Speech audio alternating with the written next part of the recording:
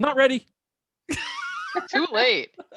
You are now being recorded, and Okay. for that, I'm spotlighting and pinning you. How about that? Ooh. I feel Ooh. very special. Thank you. Oh, I left my shoes over there. Oh well. They'll be my co-star tonight. Okay. Let's see. Welcome to the February 2021 Omaha Astronomical Society meeting. And the wonderful February 5th. Oh, look, I put 2020.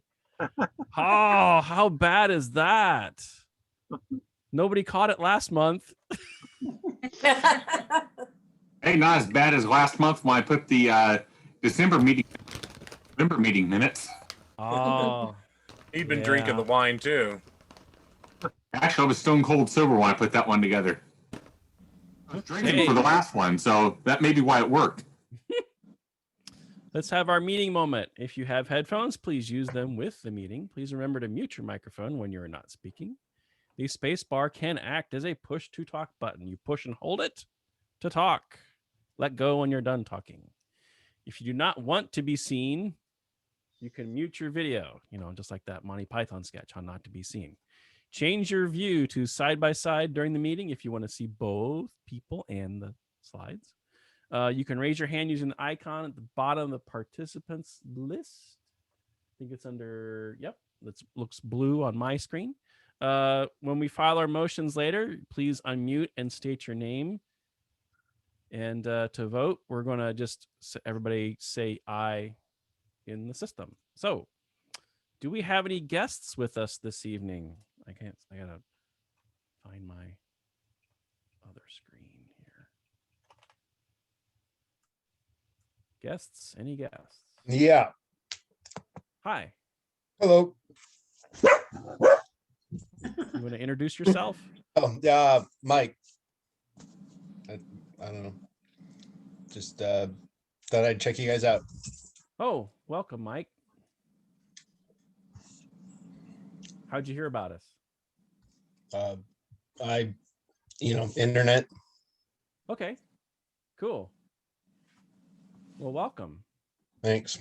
Have you had a long interest in astronomy? Yeah. Just finally got to the point where I wanted to start getting a telescope and then realized that apparently everybody has already bought them all. Ah, yes. So It can figured happen, I would just certainly. But hold anyways. that thought. Actually, that's not true. I know a guy who's selling some telescopes. Oh, We can have one for sale in the newsletter this month. oh, That little vintage one. The C5, I I believe don't know. it is. Yeah, I think is what I saw. it's a white one. I with a have little a stand. I have a 102 Mac that I was intending to donate to the club, that's available, or will be, if you would accept it. That is. Yeah, we'll. I don't know. We'll figure something out. I'm sure eventually. Yep. Do we have any other guests with us this evening?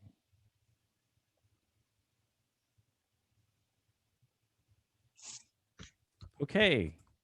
So Mike, welcome. As a member, if you so choose to become a member, you will be a member of the Astronomical League and will receive the Reflector Quarterly magazine. You will get access to Astro Park, our observing site in Weeping Water, Nebraska. We have a great telescope loan program where you can try out a telescope, observe and experience different types of scopes since you're not able to purchase one. So you can kind of rent it out for a 90-day period and give it a try. Our monthly newsletter has a whole bunch of material in it. It is a wonderful publication and is a great resource for observing as well as stories and things. And we have a Discord server for members to converse and collaborate. Up until August of this year, members are eligible to receive a copy of Astronomy Technology Today. I got notification, I think it was late yesterday or today, that I had an issue waiting for me to get. So if you are curious about that, you can contact me through my address in the Stella. Do we have anybody use Astro Park in the past month? Yes. Who? How many?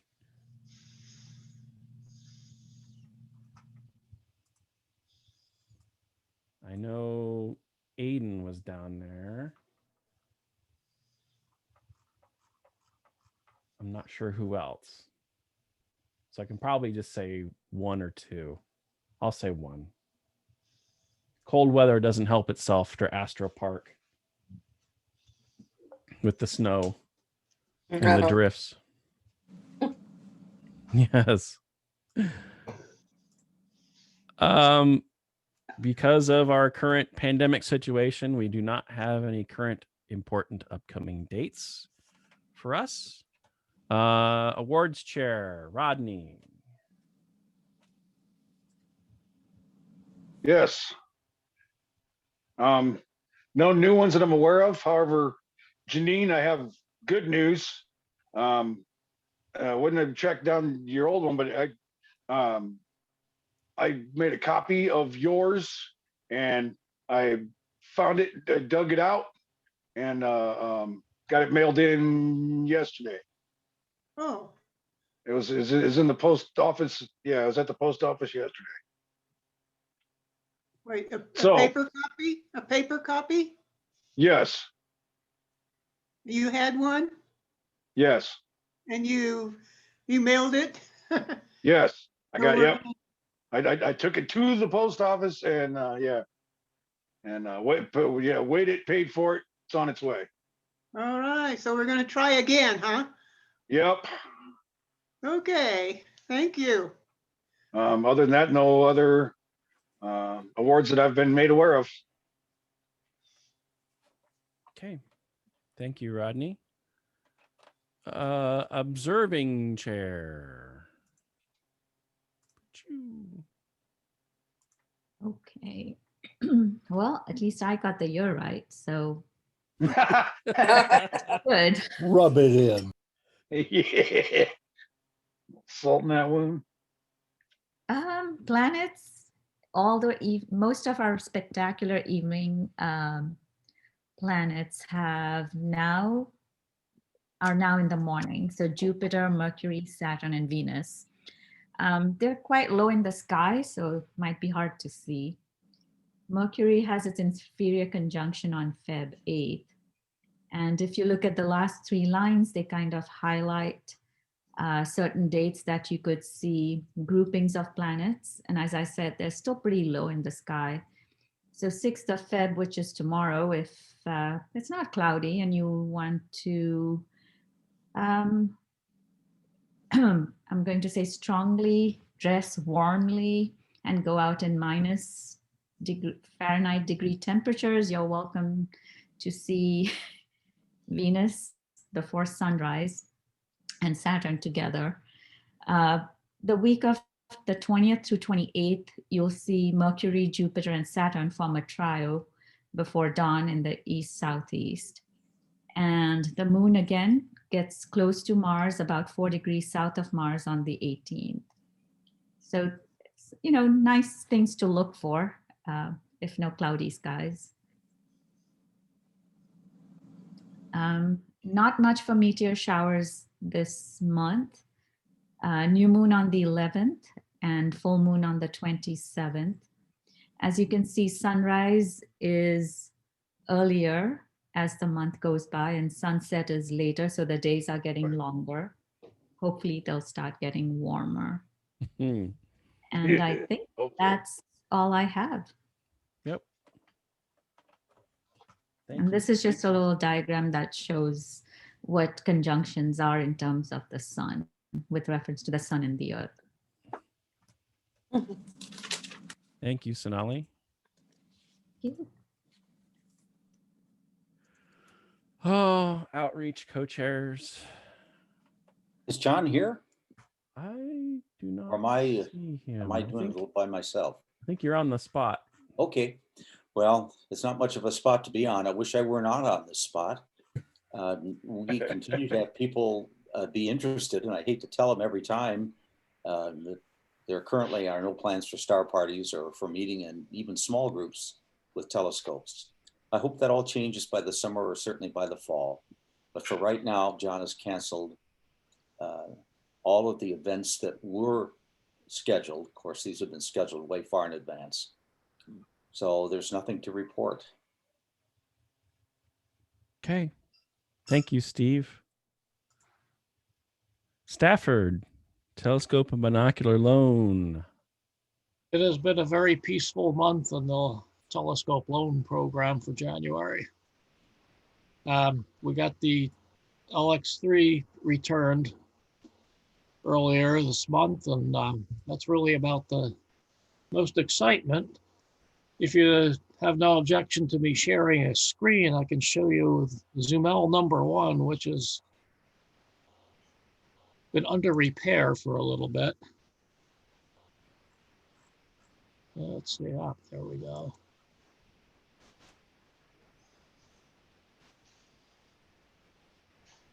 Since late 2020, I reported this one as being unavailable because the original base had basically melted due to somebody somewhere along the line that was exposed to a lot of moisture. But this is the new one. I rebuilt the base with some decent quality plywood and non-corrosive components and fasteners. Yeah, I guess So this should be ready to go very shortly. I think you call it the L something. I muted us. Nice Reward job. share, Rodney said he mailed them another copy of my. Okay. Something got lost there. Is that Janine Heffer? No, this is Janine, yeah. Janine, you're not muted. I muted her. Okay, there you go. All right. was the question, is this the one that you donated a while back? The Zoom. Who asked the question? Now ask. Okay, is that the 10? That's one of the Zoomels. Yes, this is one of our 10-inch Zoomels. It's the one that's been listed on the grid for the last couple of months as unavailable. Okay.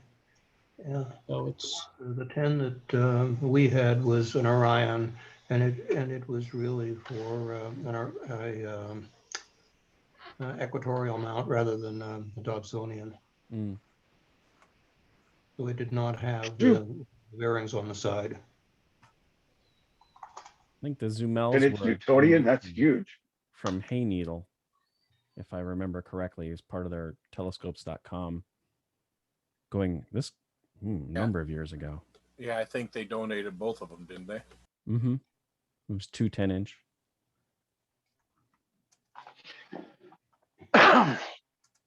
So anyway, that's it. It should be back in the inventory here very shortly. I was hoping to give it a test drive, but the weather's not cooperating here, so I will. Okay.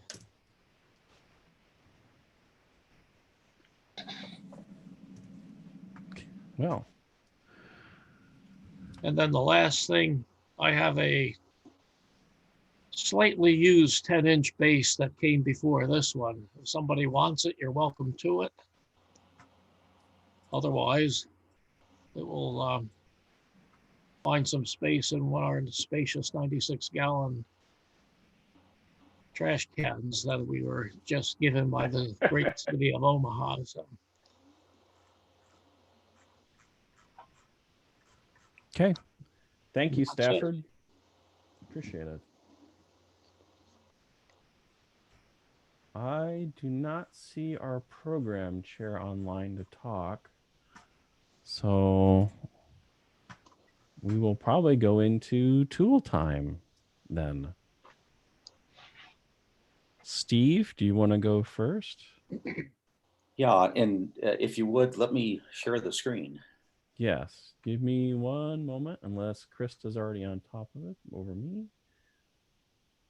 Stand by. You should have the capability to share your screen. Okay. Thank you. Okay.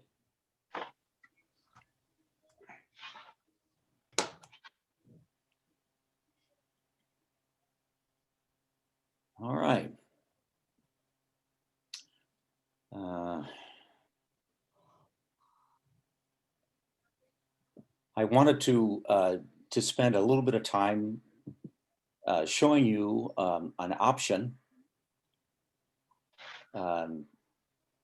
Here's the Omaha Astronomical Society webpage, and under club information, you can, if you haven't been here, you probably should go here sometime, the newsletter archives. And so you can have a copy of any stela that you'd like to have, clear back a long time ago, and some club links and so forth. But here is one that hasn't appeared for too many months now, maybe just 2 months. Online resources. And if you click online resources, there's only one item there. And the item is what looks like a spreadsheet. This is something that I've put together. To try to pique everybody's interest. It looks like a spreadsheet. It's not really a spreadsheet. You can interact with it because it's just a whole collection of links. And so I tried to make very utilitarian, useful things, and kind of by names. So up here, way at the top, you can see the remnants of a spreadsheet. Best links, the sun and the planets, stellar evolution, scope reviews, telescopes, organizations, publications, astro news, apps that you can get for mobile devices, forums, clubs by state. So there's a lot of information there. And then if you just go down through, here are all these links, more or less by topics. Space telescopes and surveys should go right here. Images, if you're interested in imaging. Star databases, stellar distance and brightness. And again, all of the links that might be interesting. And then I've tried to put a couple of things here at the edge that might be helpful. So here for our star naming rules, for instance. Gosh, how many times do you wish you had a handy Greek alphabet? Well, there it is. Handy Greek alphabet right there. And then for star databases, star distances, well, here's kind of a useful little thing. Here's magnitudes, and here's the factor by which the magnitude is multiplied. And this is going, remember, from brightest to dimmest. So magnitude 15 is 1 million times dimmer than magnitude 1. And so I like this because you don't have to do any calculating. Let me give you an example. We can see at about magnitude 6, right? But my telescope says, my 8-inch says, it can detect magnitude 14 stars. Well, the difference between those two magnitudes, 6 and 14, is 8. So if I go up here to 8, I can see that magnitude 8 means 1,584 times brighter, if you're comparing that way, or dimmer.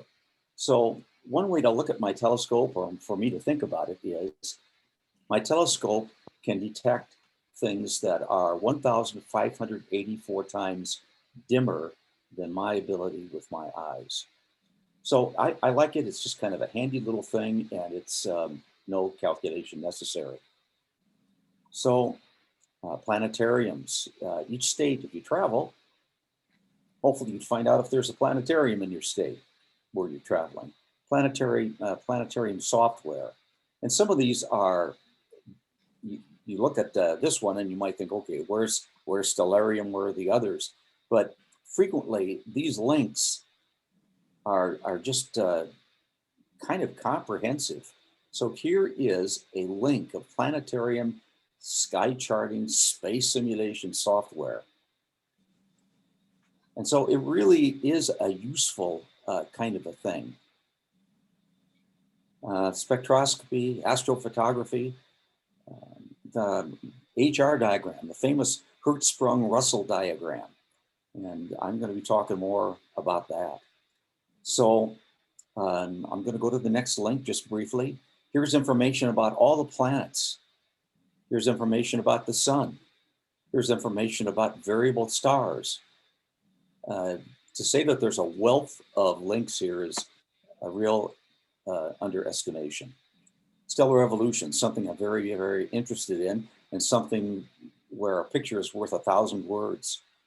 So here are some very important diagrams, and I certainly will be referencing these. I say that I'm going to reference them because you might have noticed that I'm sort of authoring a column in the Stella. And I want to say a little something about that column in a minute. We got lots of calls about telescopes and reviews of telescopes. So there's a tab for that. How about buying all things astronomical, telescopes and equipment? This is not a comprehensive list, but it sure contains a lot. And there's room for these to grow. So my hope is that as you use this set of links, if you see something that you know, a link that is really, really good, that you would recommend that, and that what I would do is include it. Every month I publish this, and every month it's a little different. Organizations, currently I decided I was going to be a member of the AAVOS, the American Association of Variable Star Observers. In fact, tomorrow there is a webinar that I'm attending in the about noon. And it's a very interesting organization, and variable stars are very interesting. Publications. Again, this doesn't look like much, but if you go to the link that's the list of publications, good Lord, they just go on and on. Astro News, which is a little different than a publication, just a quick little news bite. This, I hope, is something that will be useful to everybody. Here are a set of Apple iOS apps that I've been using and are very, very useful. In the middle, a set, a software that's go-to software, something that will control a telescope mount. And then here's a list of Android apps that would be appropriate for phone or a tablet. And again, if you have something that's not on this list that you've been using that you really like, for heaven's sakes, let me know. I'll include it. In forums, Cloudy Night, a famous one. This one I've visited a couple of times, which was really interesting, the British Astronomical Association. And of course, we have Discord. We have our own kind of forum. Let's see, then clubs by state. You know, you could look here at an astronomical league list. Every state has clubs. And if you're traveling, I've done this, traveled to Arizona, found a local astronomy club, happened to be there when the astronomy club was meeting, went to an astronomy club meeting in Arizona. It was interesting. Besides that, every club also publishes their own newsletter. So if you'd like ever to see what a newsletter looks like anywhere in the United States, it's easy to do. Can I interrupt one? Sure. I don't have a hand raise available since I'm Okay. co-hosting. Yeah. You could add that that Go Astronomy website there too, because they can search planetariums or observatories and clubs also on that website. Perfect. And what I really would appreciate is that I've got an email link where you could send me a hard copy. I could do this, I could just try to write this down, but if I have a printed copy, it makes it a little bit easier for me. So go ahead. Okay, so I'm calling this thing the go-to source because I hope that's what you'll do. I hope that you do go to it for any and all information you can find.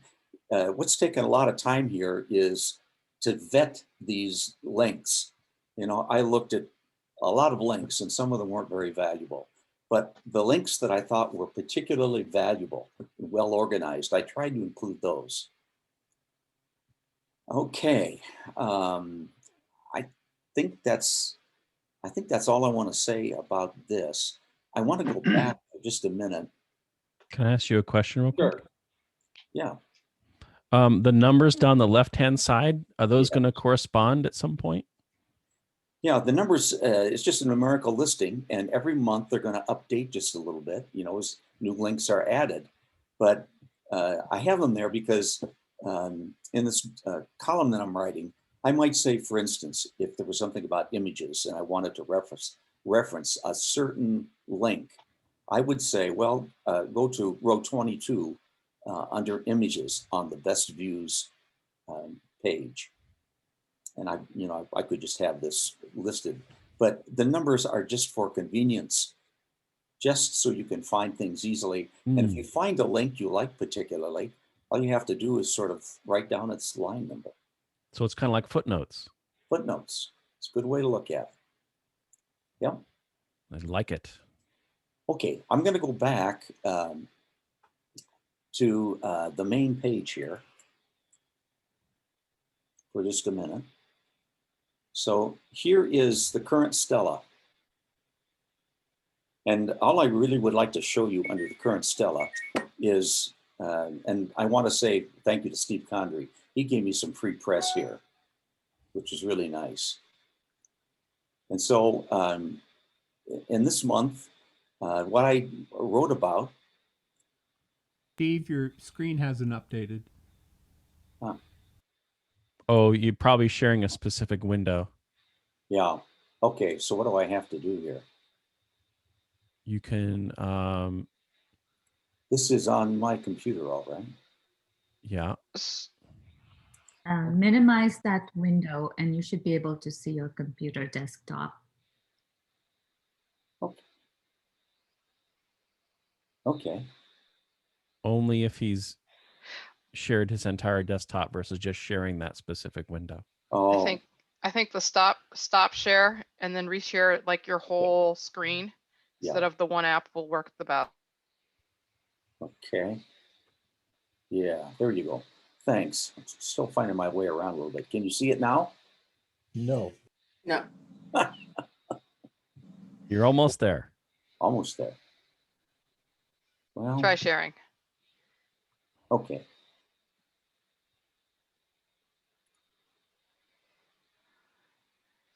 Oh, I've got to go back here, don't I?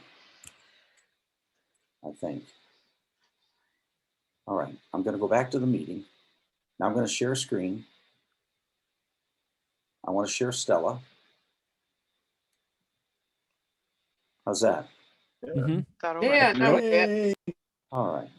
You know, it's a complicated deal because if you see it, you think everyone else can, of course. All right, so here's the current Stella, and all I really would like to show you here is just that embedded in the Stella, there is, and I think that that's started in January.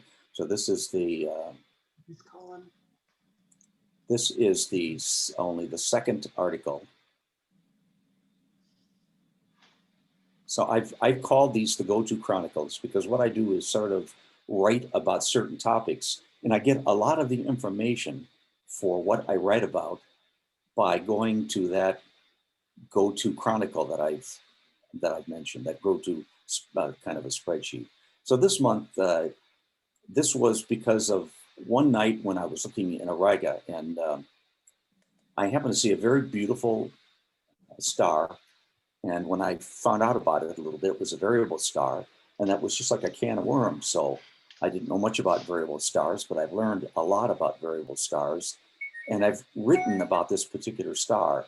And the thing that really grabbed me that I wanted to say to you was that to me it was a big mystery how it is that something as big as a sun or a star can expand and contract. I was just really interested in the mechanism for that, if I could find it. So anyway, I did some looking and I wrote about it. What mechanism explains the expansion and contraction of all that mass in a variable star? And so I've came to a conclusion about that. So here at the end of the article is how you can reach me. You could reach me there too if you had any links to add to the go-to source. So that's it. I wanted to draw your attention to the spot where you can get the go-to source. And I also wanted to draw your attention to this column, the go-to chronicles. And I'm going to be writing about a different topic each month. Next month's topic is the miracle of Myra, which is the most famous variable star that there is. And down the road, you know, I want to talk about the cosmic ladder. And I would be curious.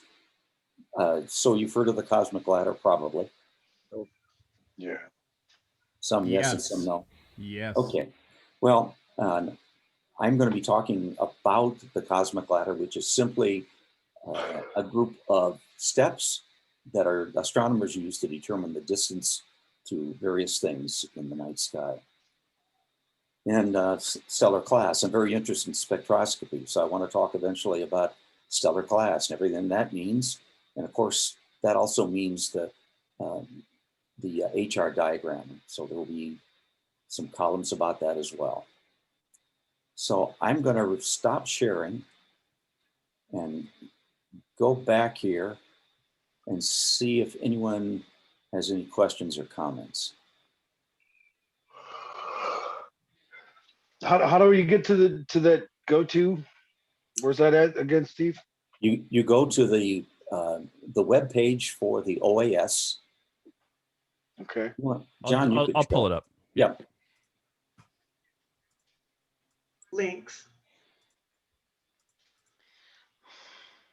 Okay. So you're on that page. Steve, you can talk me through it. Okay. Then go to club information. And under club information, there is one that says online resources. The only thing there is that go-to source. There it is. Wow. Okay. Great. Easy. Yeah. Another thing that I want to Thanks do again.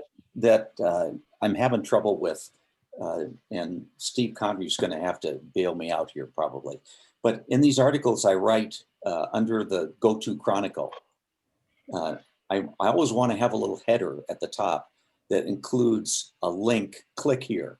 So if for any reason you'd like to go to that go-to chronicle and you're in the journal end of it, so to speak, you can go there easily. You have the link. I can go ahead and embed it when I compose it. I did, Stephen. What happened was it was all set and ready to go, but I think that I have to really depend upon John Larson here to help me out. I make the spreadsheet, I send it to him, and he makes it into a web site, a web link, if you will. And so this last month, that link somehow got left out, but we have some rough edges it's all going to get straightened out. Yep. The link on the website shouldn't change. It should stay the same. Yeah, but what happened was that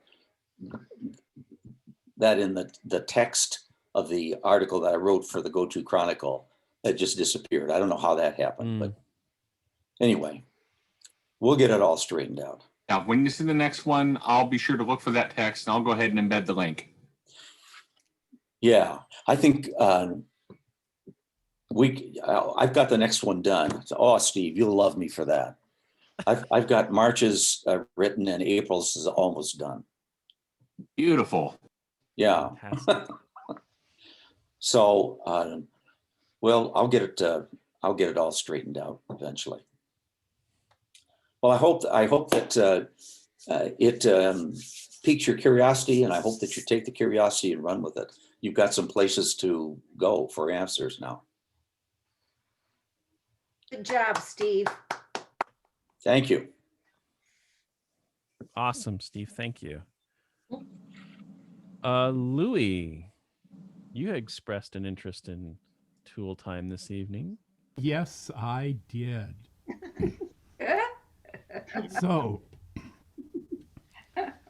So I've enjoyed going to Nebraska Star Party for many years and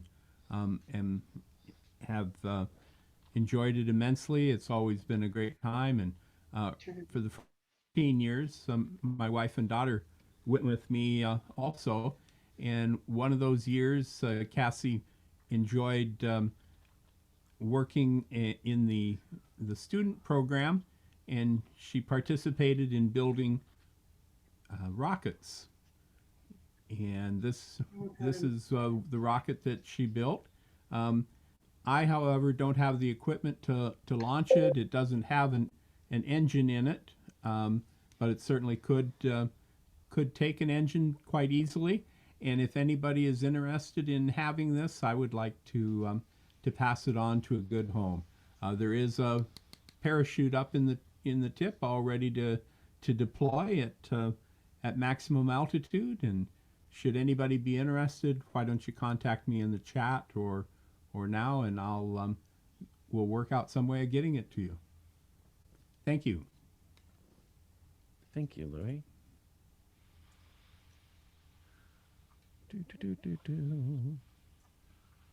Okay. I'm going to speak for a couple minutes on Discord. If you have something you wish to share for Tool Time, please put it in the chat that you are willing to share some pictures or something. That would be me. Is that what you're talking about? Yep. Let me share my screen real quick.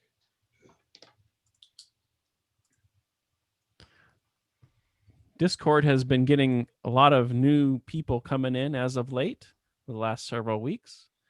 One of the things that we added was more of a guest area.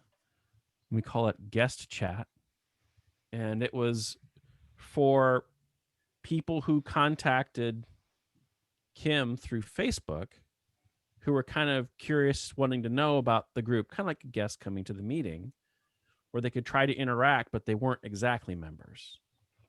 So we kind of changed it a little bit and added that. So that's kind of nice. I added a few more items to the how to use Discord. These are kind of like static areas, so to speak. So these all show up in here.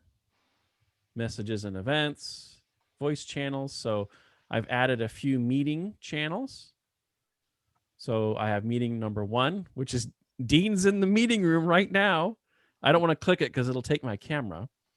But meeting 2 and meeting 3. So those members could actually go in there, and it's kind of like it's like Zoom, but it's a call unto yourselves. So you could actually sit and talk and chat about Astro stuff. You could either schedule a time to do it, or you could just hop in there and wait for somebody to appear. And you can always disconnect your connection if you don't want to be in that channel anymore. But that's kind of nice to have. The random channel, I've been putting a lot of things in, just stuff I find on the web. This was a wonderful picture from Antarctica that looks just amazing. The very descriptive perihelion display. So if I click on open original, it's probably going to take me to, it's going to take me to Twitter. So I'll just leave that one there. But it's a fairly wide lens. But it's very, very pretty in that shot. I also found this video clip called Moon in Real Time. So if you want to watch the rotation in real time, you can. So it goes at its own pace. So if you could somehow get a copy of this and make it your background for Zoom, and you have long meetings like OAS meetings, which can be 3 hours. This video is 4 hours. You at least see Earthrise maybe once or twice. If I remember, Louis said that there was one. Oh, let's back up a little bit. So we can watch. Here it comes. Oh, so effortlessly. You use this at work. Yeah, it would be awesome, wouldn't it? It's very relaxing. I don't think he has music, but you could probably find some space music. I know some FM has like Deep Space One and Space Station, which might fit with this too. So Dark Side of the Moon. Yeah, that would work too. I would expect you to grab that. I would expect you could grab that video with YouTube-DL. I did actually. That's going to be my plan. If you don't know what YouTube-DL is, it is a open source program that you can download off of GitHub for backing up a YouTube video. Ostensibly your video. That's a nice way of putting it, backing up. Yes. I've had videos disappear off of YouTube. So where did you find that, John? That was, you mean the video or the program? The program. Oh, the videos actually, I suppose so. Well, it's in the video is in YouTube, and the link. Let's see. Yep. Download instructions. So you can actually compile the program off of GitHub, but I will just put this right there. So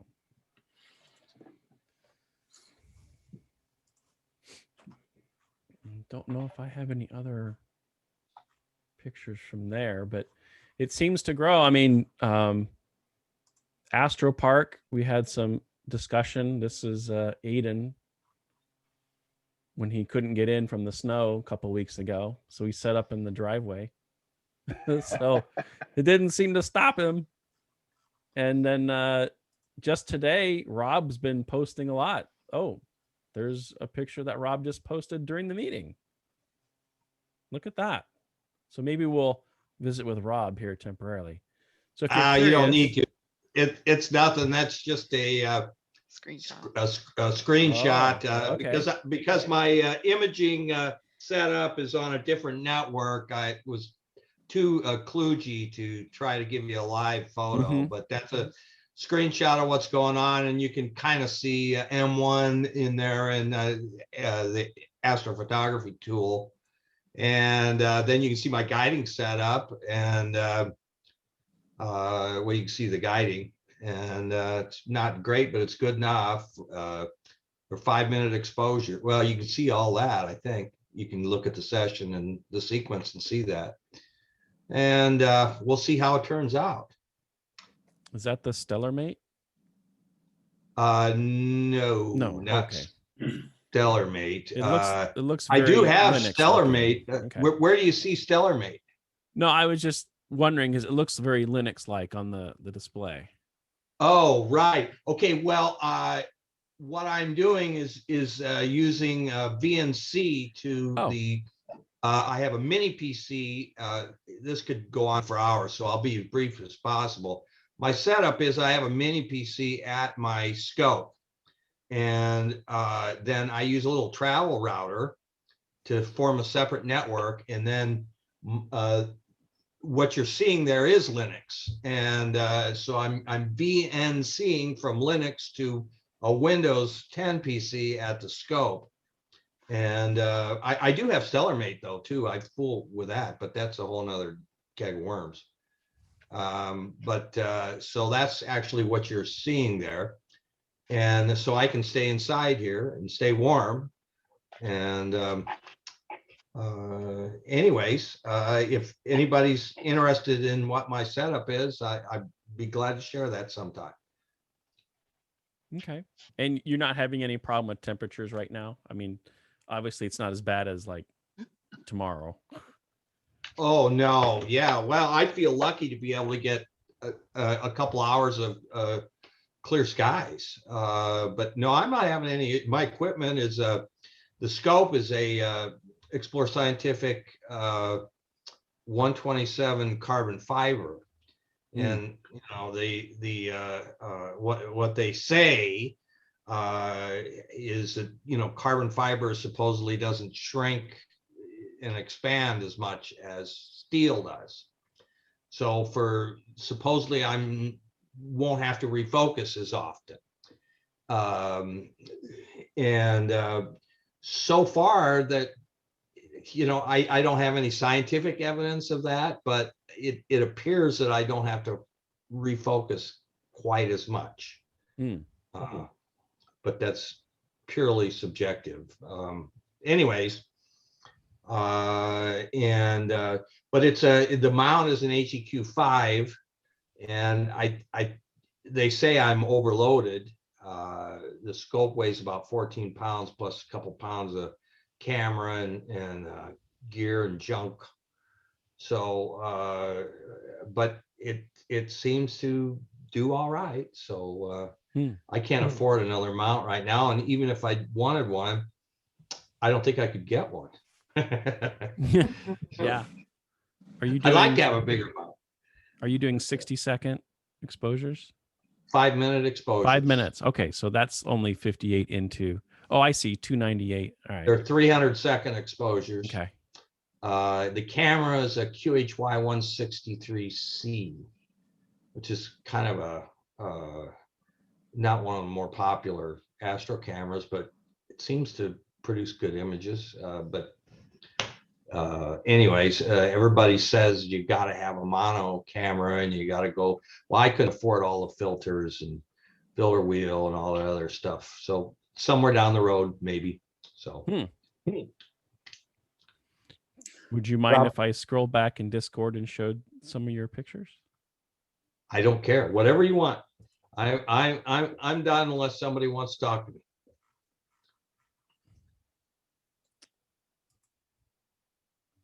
So there's your Cocoon Nebula. And you said that was done in November? Yes. September and November. That's I think I got about 10 hours on that one. Total. Wow. That's over about 3 nights, I think. 2 nights, at least 2 nights. And those are I think those are 240-second subs for that one. What software are you using to process them with? Pix Insight. I don't have Photoshop. Then I have another program that I use sometimes. It's called Star Tools. And then also GIMP. I use that too sometimes.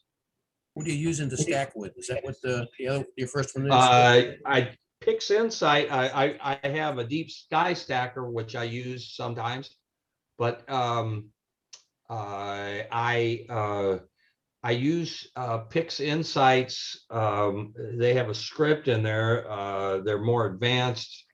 I can't even think of the name of it, but there's a script in there that'll do the processing, and they say it doesn't work that well, but actually it does. I'm not an expert. I'm just persistent, and I try hard to learn. Yeah, I've been playing with one called, I think it's Solaris or something like that. It's a free Linux program. Oh, yeah. Well, there's a whole, I'm a dual all OS guy, and I was retired. I was IT for 25 years, and I was a systems integrator. So this is just like work. I mean, it's just fun for me, systems integration problem. Yeah. And so, but I work with all kinds of different OSs. So I use Linux a lot, and I have one main Linux PC and then one, a Windows PC that higher powered that I do the processing on, because that Pix Insight, when you stack a bunch of large images, it is really, it can bring a computer to its knees. And I use a Linux box with 15 gig of RAM and a 2 terabyte hard drive for my stuff. Yeah, I got 32 gig, and it's a i7, whatever, 8 gen or something. Yeah. So yeah, and it's all, you gotta have that fast stuff to do that. Otherwise, I had this laptop which I had bought. It was a cheap AMD Ryzen 5 laptop, and I thought, oh, this will be just fine. Well, the damn thing, it was overheating and shutting down. It overheated the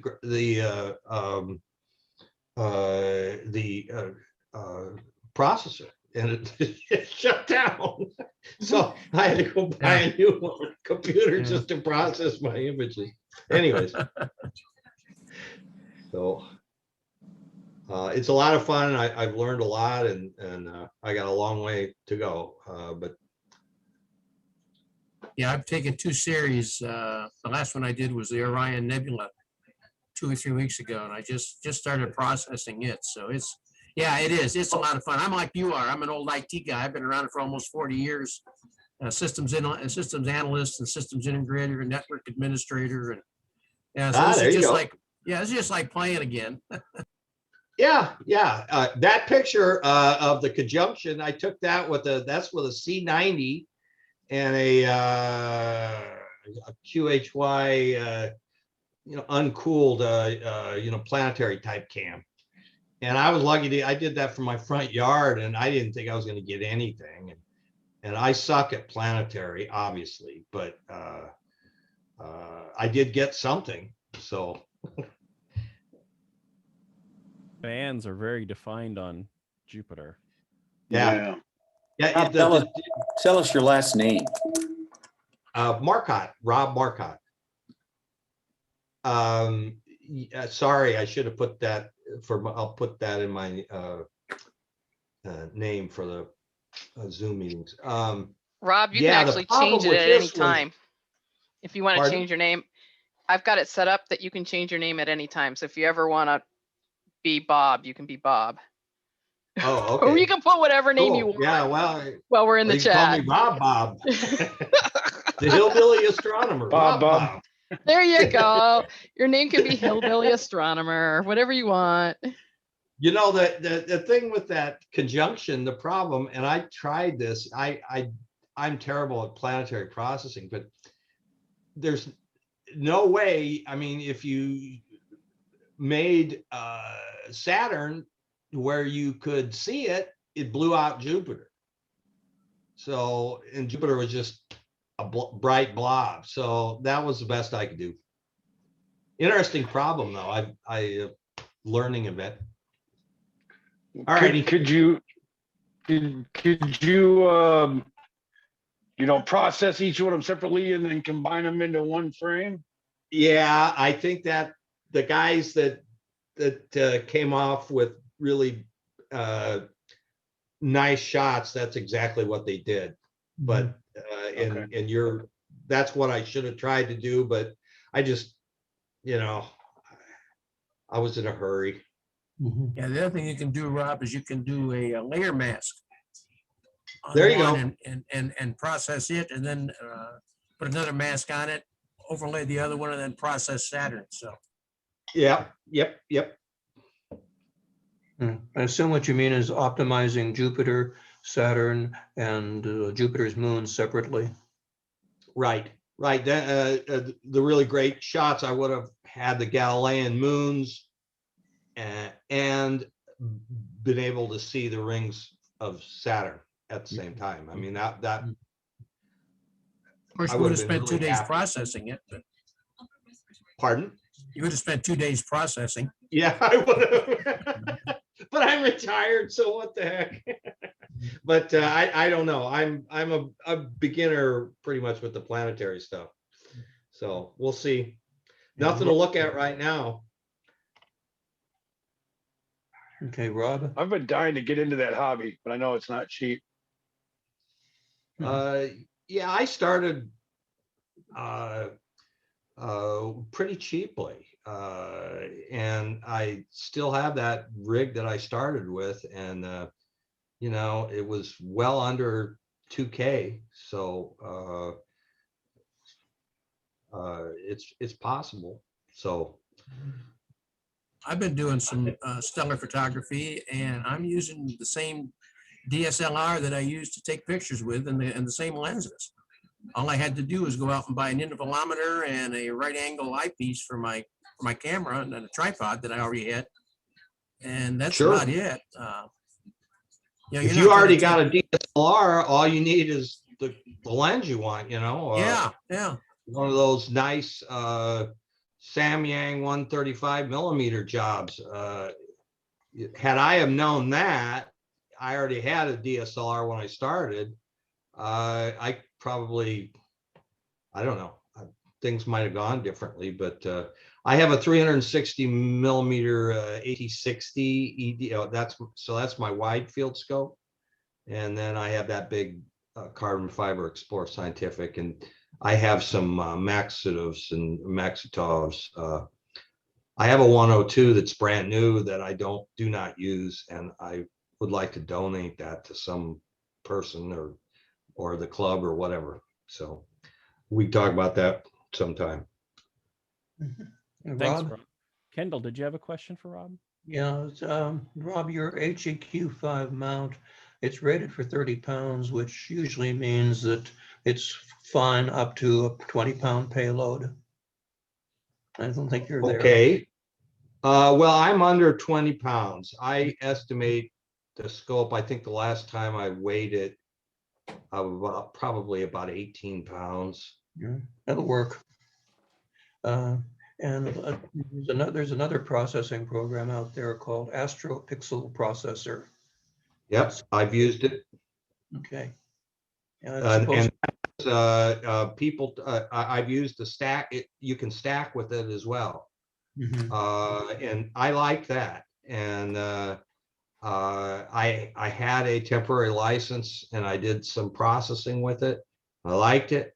I was looking at that and Star Tools, and then but everybody said you got to have PixInsight. That everything else is just a waste of time, and so that's I ended up with the and once you learn, I invested quite a bit of time learning that tool.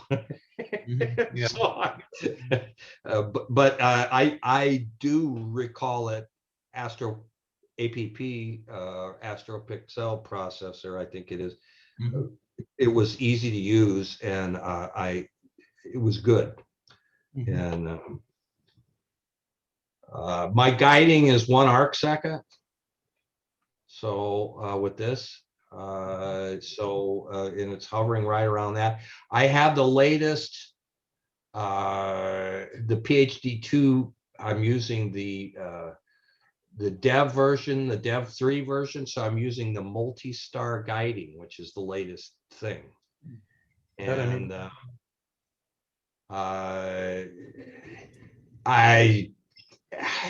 with this rig, the way it was, see, I added a peer extension to this because I didn't want to bother or worry about the meridian flip so much, or it's smashing into my, when I had the big scope, I hit the leg a couple of times of the tripod. And so I put a peer extension, and my guiding was much better.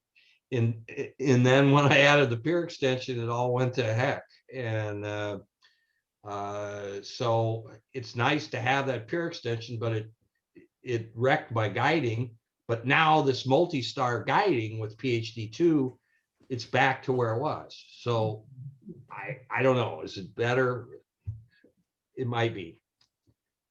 Maybe you could use one of those meeting rooms in the Discord to do workups.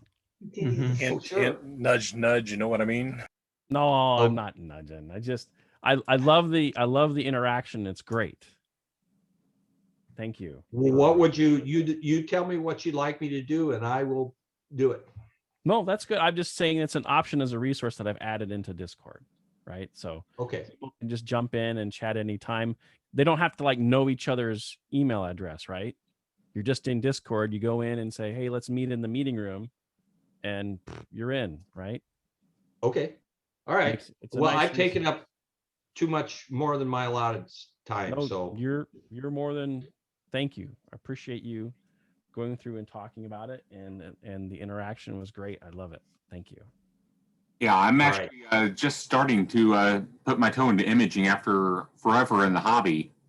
And I picked up a low-end imager not too long ago. Once things warm up and get all my equipment the way I want it, then I'm probably going to start trying out, and I'm probably going to start leaning on everybody else for some tips and for some experience. Maybe we need a workflow presentation. Okay. Yeah. I could do that. Okay. My workflow is a Chinese fire drill, though. I mean, everyone's is different, it's right? helter skelter. It's how people compare each other's and pick up hints and shortcuts I agree. from each other. Yeah. I totally agree. Yeah, sure. I'll do it. Cool. We should do both extremes. We should do the DSLR and the image processing, and then we also need the smartphone astrophotography. I just started reading up on that. And sure. I don't, Definitely. with the family, I don't have time for a large setup, so I go cheap, and I got an old cell phone, and it's supposed to be able to do it. So I'm still working on it. Oh, you can do that. I've had some nice moonshots just through the eyepiece with a cell phone. Yeah, look, hang on just a second. I've got a beautiful shot of Saturn I got a few years ago just with the cell phone. I'll dig it up. So I've got a few of them. Is there any way to put those cell phone images somewhere and stack them? Because I've got a few of them, and you know, can you stack them and line them up and make them better just with their cell phone? Yeah. You can use Registack. That's what I was going to say. Registack is the one I use. Registack is free. Is working off of AVI or videos, AVIs or Sears, or I think, but I mean, you can stack anything. I mean, if you have a mound of JPEGs, you could stack them. Well, there you go. I hadn't thought about that. So I'm not that savvy, so you know, like computer savvy. So I'm not sure. You know, I have to figure out how to find that and utilize it. Fairly easy because you're working with so many frames as part of the video stream. Right. As long as you're on the target and it stays on the target, that helps the stacking process. Right. Yeah. I haven't done it personally, but I've seen people who have done it. Mm-hmm. What when it comes to this or anything, Google's your friend. Yeah. Right. What Registax, and there's a pay one. Registax is free. There's one called Auto Stackert that you can buy. I've heard of that. You take a video, the program splits it into the individual frames. You can set it to take the best half or 2/3 of them and align and stack those. But after that, you need to do some more processing, sharpening and things like that to get a really clean picture. Yeah, I used Auto Stacker to stack my conjunction, and then I did the final processing in Registax. So yeah, I've heard about that one too. And I'm on like an astrophotography Facebook site. I've heard about those. I've heard of, you know, and Registax and stuff, of course. But, yeah, Registax is a free download. Yeah, I mean, can you down, you know, like to your phone? I mean, does it have to be on a computer? It has to be in a computer. It takes a lot more speed and processing for that. All right. Now, would it take like a regular computer? Or could I like get it on my tablet and then download my pictures to my tablet from my phone and do it that way? Or does the tablet not have enough juice either? You're talking about something that's going to be running for maybe a long time. Yeah, I did about 15 seconds of the moon, and it took about 20 minutes to process them with Registack, and it was on a laptop, an old ThinkPad. So you need a little more power. Yeah, all right. I kind of figured. Well, good. I'm glad this came up. I answered some questions. And your stacking programs, they're going to be Windows or Linux. Okay. There might be some Mac versions if you're one of those. But so I don't know. Maybe something muted, Rob. But what? What? What, Rodney? Oh, it's okay. It's just probably a delay. Yeah, a lot of the Mac programs also run on Linux and vice versa. Because Mac is a Linux-based product now. Yeah, that's right. Mr. Condry, did you find your moon photo? It's actually Saturn. I'm still digging it up. Okay. I thought like, let's go to Steve with the weather, but I was thinking Mike, didn't Mike have something to share? Mike, you had something you wanted to share. Is that correct? Yeah, I did. I feel like I look like Rodney. I don't know if I got the skills to do it. So it doesn't work. Right. And you, okay? I'll Yeah. put some pictures. I'm gonna attempt it now. Let's see if I can actually do this. Ah, yes, I'm remembering. Takes a little work for my 9. Probably should have set this up before, but I didn't know how to do that. So, it's coming. Let's see here. Okay. All right. I think I don't see the button where I can show the screen. So if you hover at the bottom, there should be a shared screen. Yeah, I don't see it. It's covered by my picture. Oh, wait a minute. Okay, let's try this. No, it's taking it away altogether. All right. Try something else here.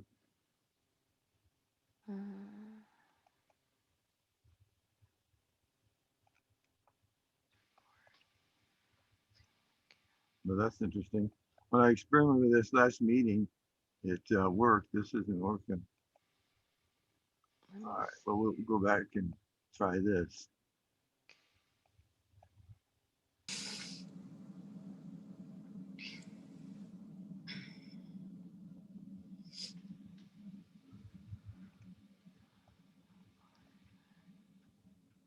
I think I went out of the meeting. Am I still here? We still see you. Yeah, we're still here. My screen is completely gone now. Alt Oh, here we tab. go. Here we go. All right. Now I'm back. Oh, this is not what I wanted to do. All right. I got the pictures ready. Let's see what happens. I see share screen. Okay. When I make it large, I lose it all. What happens if I do this? What do Well, you you're guys? still with us. Okay, that's not helping. Though. That's not the pictures that I wanted. All right, here we go again. So you click on share screen and then you choose the window you want to share. Yeah, but I can't get the share screen when I make the picture big. I'm doing something. Just share like screen 1. Keep the picture small first and then share, and then you can maximize your screen. Okay. Or maximize your image. All right, tell me that again. I got this picture small. So if you have your picture small, can you find your share screen? Oh yeah. So you want to you want to share your whole screen instead of the app, and then you can pull up anything or maximize it, and we'll see it then. Okay, we'll see what happens. It didn't look right last time we did that. Yeah, it doesn't look right now because I don't even know what I'm looking at. Oh, okay. Well, let's see about this. There you go. There you go. All right. You guys seeing this? So we've got your thumbnails right now. This is oh, I got it up now. How do I expand that? Because my picture's big. You need to share your so hit stop share, and you want to share your not just the picture, you want to share your whole computer desktop. Okay. I'm trying to get back to where it was. Okay. Well, Jen, I thought I had this figured out a little better than I do now. Here, I'll help you out. Yeah, you got about technology savvy that I do. Thanks, Rodney. Yeah. Okay, this is what I want to do. It's right here. But now I got small thumb. Yep. So click into it. I click into it. When I go big with this picture, I lose the share screen. Or can you see it? No, we can see your whole. We see your thumbnail. Hold on. Yep, I just see that. Now it's expanded. Can you see it? You just doing thumbnails. Not yet. Well, that's crazy. I did this the other day, but I don't know what I'm doing wrong. Huh. Hang on a second. Leaving. I'm going to ask you for remote control. All right, you got it. This was simpler before. All right.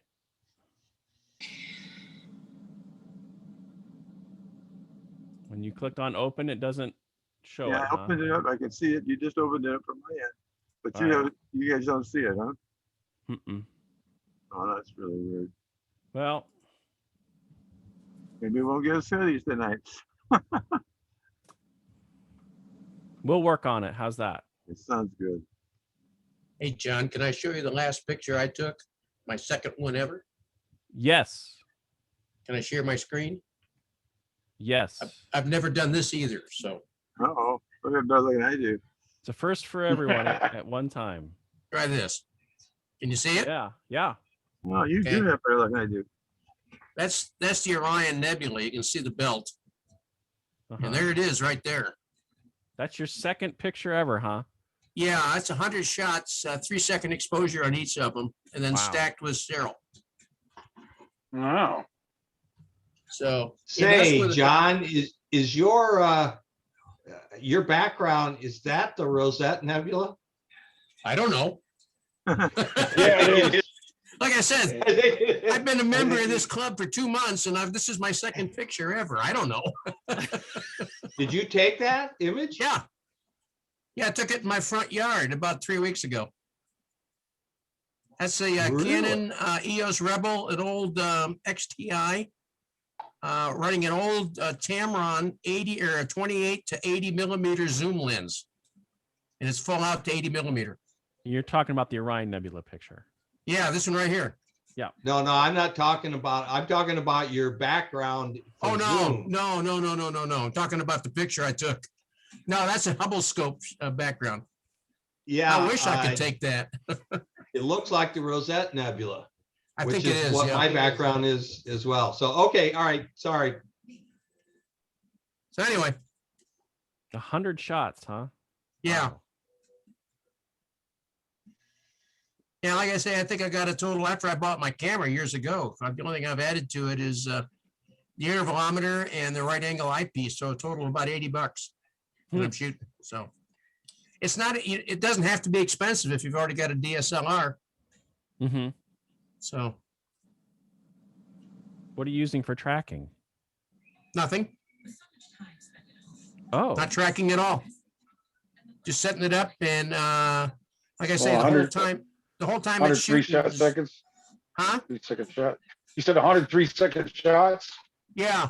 Oh, okay, okay. Yeah, so it traverses basically from about the far left to the far right of my eyepiece. That's why I limited it to 100. If I wanted to take more, I'd have to reorient and refocus. Okay. But it's fun. Yeah. Thank you. Now, if I can figure out how to get out of here. Go hover up to the top, and then the little red button will appear. Oh, there it It'll is. say Thank stop. you. Yep. You're Okay. welcome. There we go. Cool. And now that we've seen that, I found the picture. Hooray. Cool. So I'll go ahead and share that.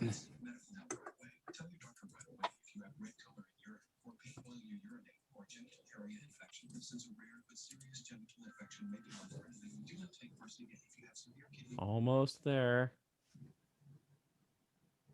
Okay. Should see it by now. Here it comes.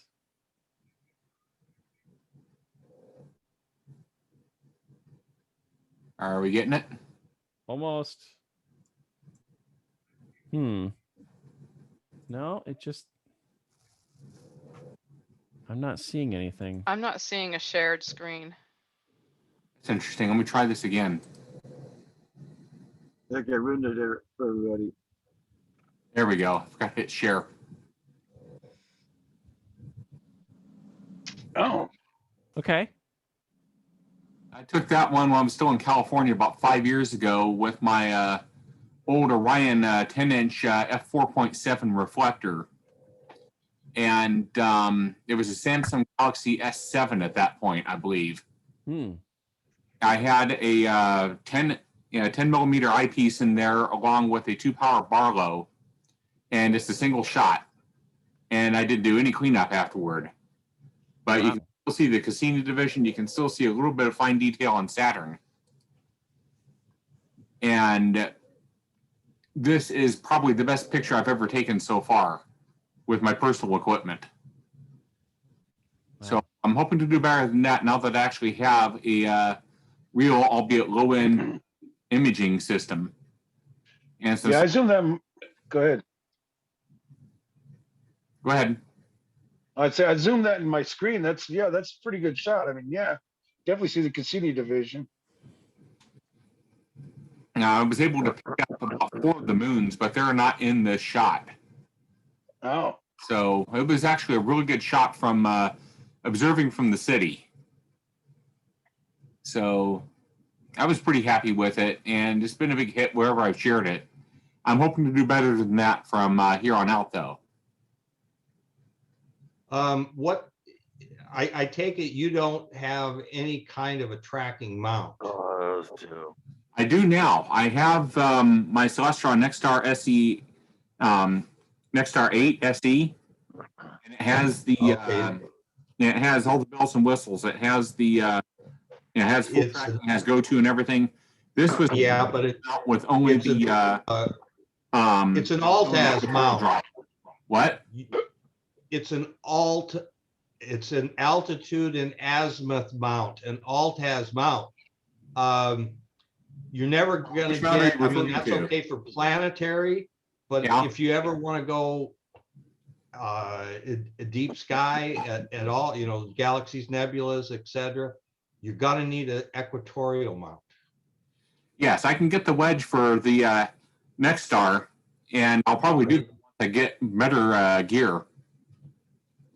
But for now, I just have a little planetary camera, and I'm just going to be working my way up. Okay. Well, I took this one with, it was just a good old-fashioned German equatorial with the motor drive on it. There was no go-to feature at all, just the setting circles. And again, it was just a single shot, so I'm hoping to do better than that with what I've got now. And of course, I got Big Bertha, the 18-inch, waiting out in the garage for things better, so I can collimate the optics and get the focal point adjusted. And yeah, the motor drive on that is completely trashed, just because it's been sitting in a barn up in Ponca for 30 years. But I used it as a Dob, and it's getting the job done fine because the bearings still work. And I'll probably just have to limit my exposure times and just keep stacking. Thanks, Steve. I'm going to go ahead and drop here. Okay. Now, you mentioned a wedge, wanting to get a wedge. Dean, did you say that you had just recently constructed a wedge? I did, yeah. Not everybody got to see your photo earlier from want me to show it again? The meeting started. Can you show it again, please? Sure. And I actually have something up on my screen here I'd like to show you. It was my very first picture I ever took with my scope, which is about, a couple weeks ago. First time I ever even got the stupid finder scope aligned. And I apologize for it because it's of the moon. But the, can you see it yet or? Mm-hmm. Yeah. Yeah, and it's not quite in focus. Nice. It's not quite in focus, and it's not a lot of things, but it was the first. And of course, when you take your scope, you point it up in the sky at the biggest thing that's up there, which I found out it was harder to focus than I thought. So I'm still learning on a lot of this stuff. So this is just a little video I made, spliced a couple of things together. It's just about done. It's really short. And I was getting a lot of heat off the house, as you can see. Yeah. Coming up. So, it's a learning experience. Well, atmosphere. And I'll show you that in just a second. It's just about done. Rather than try to focus on the moon, focus on a star. Yeah, I've since figured it out, or I hope I have. We'll find out. I haven't tried it next. And I got my little Mad Scotsman production thing. Here we go. Let's go to this. A couple things I've made here lately. Since I got the screen. Come on. Is I made a little mount for my, wait a second. Go away. Oh, it's a weighted. Yeah, it's just it's for my binoculars. So I made that 2-3 weeks ago, and then I made a little camera mount for mine. So made a little thing for the camera, and then my this is, I was starting to make a wedge for my there I was just stacking it, putting it together, welding it, and then I got it on my scope. Wow, you're handy with the tools. So yeah, I wanted to do it. Obviously, a wedge isn't ideal. It's not as, you know, good as an equilateral mount, but you know, for me and starting off, I got it all hooked up to my computer. I got it tracking. I got it taking pictures. I got the autofocus. I'm still a way newbie at this stuff, so I have a lot of. That's why I was paying attention. You guys were talking about stacking, you know, because first thing I did is go out and take a bunch of pictures of a star and try to stack them and do this and that and the other thing. Obviously, it all came up terrible because you know, I didn't have, you know, so I got a wedge to try that. So yeah, this is a learning experience, and I'm glad to see somebody else has a little, you know, way ahead of me, because I want to learn from them. So I was paying attention. Anyway, that's what I did. I'm not a real good aluminum welder. It's hard, really hard to weld aluminum, man. It doesn't. You shouldn't try to grind it like my first time. Yeah. It looks pretty good if you think you're not that good. I used to weld for a living. That looks pretty good still. Well, yeah, you get looking at it. Go back. Where you at? There you are. It's hard to weld aluminum. For me, TIG weld aluminum. I mean, these looked okay when you got 1/2-inch plate to 1/2-inch plate, but this is thin walled stuff. And getting that, it was not fun. But anyway, I got it done. When you're done with it, you take and go right over it again, and it makes a nice pretty bead all the way down. Oh yeah, that's one nice thing you can do is go over it again with welding. So anyway, there it is. So I have yet to actually try this out or polar align it yet. So I'm still trying to figure out even the polar align. You know, I downloaded the, you know, a little sheet here, how to polar align your, you know, thing, and get it done. So I do have that set to the right latitude. I've got a little thing that I can put on it that tells me the exact angle. So anyway, we'll see. It'll be fun, something to do. Great. In my copious spare time. I like your parallelogram you made. I got the same kind of binoculars, but mine's the knockoff, so I'm going to make one kind of like it. Yeah, I just saw those online. As I'm cheap enough, like I said, Scottish enough that I looked at that and they want like 400 some bucks for that. And I go, okay, I can make that.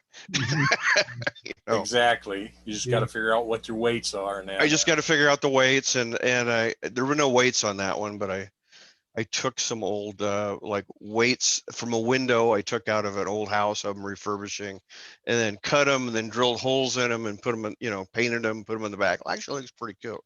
Looks pretty cool. Yeah, we cheat. We use old weightlifting weights. The smaller did you? ones. Yeah. So it was fun. It's, you know, something to do in the winter. Downtime project. When you set up, what kind of a footing do you have? Is it grass? Is it concrete? Well, you realize I've been out once. So in my backyard, which I suffer terribly from light pollution here, I'm on 132nd and Dodge. right? So I'm not gonna. That's one reason I went for the moon. What else is out at 132nd Dodge? But I do own a property over in Iowa that is, and I looked it up in the sky map the other day. It's right out there as far as it's a real rural area, and I'll probably be taking this out there. Okay, good. And talk to John. He might be able to 3D print you some pads for your feet of your tripod. Oh, the vibration pads? Yeah. Home Depot makes very nice pads. They're called patio blocks. Yeah, my problem is I don't know what I don't know yet. Yeah. So we'll until I start taking some images and seeing what my problems are. I won't know what I can or can't do. Yeah, all I've done in our backyard is put down 3 patio blocks, one for each leg, get a good polar alignment, then get up my magic marker and mark where the legs sit. Oh, okay. I can put it back. I have a polar alignment scope in my equatorial mount, and it is an absolute nightmare if you don't know, if you don't have Polaris in the field of view. Finding it is an ordeal. If you, but this, I just set it back where it belongs, and everything's within the field of view. And frankly, if the focal length of my camera lens was 100 millimeters or something like that, or that'd be plenty good enough for polar alignment.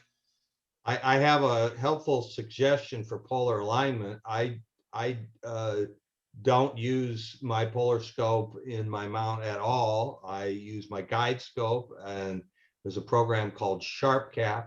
Yes. And it is the easiest thing in the world to do. And if I were to use my fool with that polar scope, I couldn't do it because my back is bad. I'd be in the hospital if I tried to do that. Yeah, as a matter of fact, I no took way will I ever look through another mount a polar scope again. I mean, it's a joke. Once you've used SharpCap, you'll never go back. I have SharpCap. As a matter of fact, I use SharpCap to get those images of the moon, and I noticed there's a polar alignment in there, but I didn't look at it that long. That's what everybody, almost all the serious imagers use that. Okay.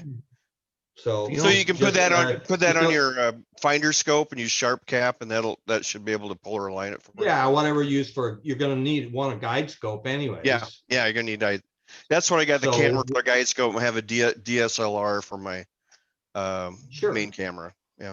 Yeah. So you just use your guide scope, whatever you're doing. If you're using a finder scope with whatever you got a camera on, whatever you're cobbling up to do guiding with. You just use that camera, and then all you do is you start the sequence, and then you got to be able to rotate your mount 90 degrees to the left or right, doesn't matter. And then you go, and then it tells you move the mount the left or right or up or down. Okay. And in 5 minutes you're done. All right. Sorry to interrupt, gentlemen. Sorry. We have to move on, but we're going to take a 10-minute break. We're going to pause the recording. Then we're going to come back after the 10-minute break and start the business meeting. You can got to earn our points. The business meeting. Secretary's report. I would ask everybody to look at the minutes as they are posted in this month's issue of Stella. It's in there somewhere. There we go. Can you see it? Yep.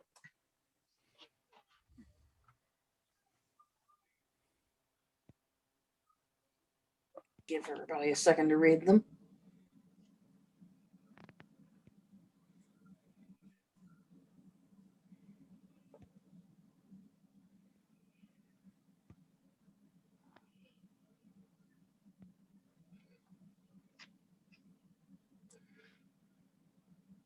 Yes, the budget from last month. Yep. Yeah. I didn't see any odd additions to it this time.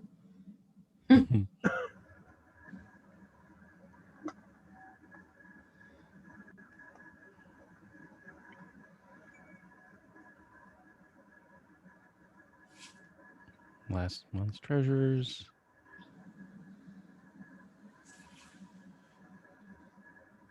Okay.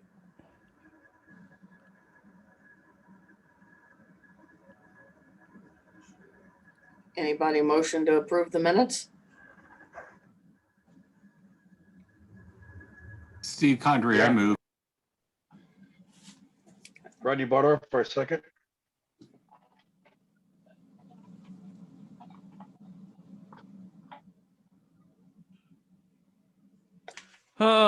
Motion has been made and seconded to accept the minutes as read. All those in favor say aye. Aye. Aye. Any opposed? Aye. Okay, thank you. Treasurer's report. Well, very simply, we had $274.90 in dues last month, the only source of income. Only expenditure was $20 to the Nebraska Nonprofit Corporation biennial report. So there's $20 spent, and the balance in the account at the end of the month was $13,540.81. And I would add that I sent a membership list to Astronomical League for reflector mailing in January, middle of January. That's sent in every 3 months. Okay.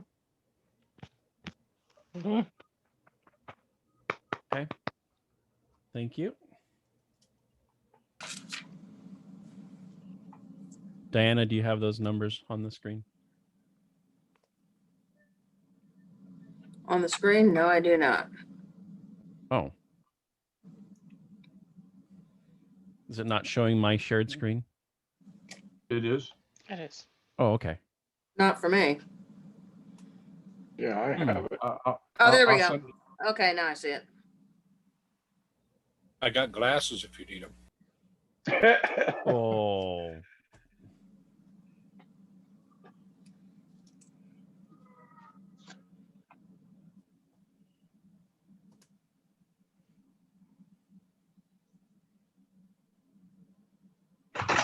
Okay.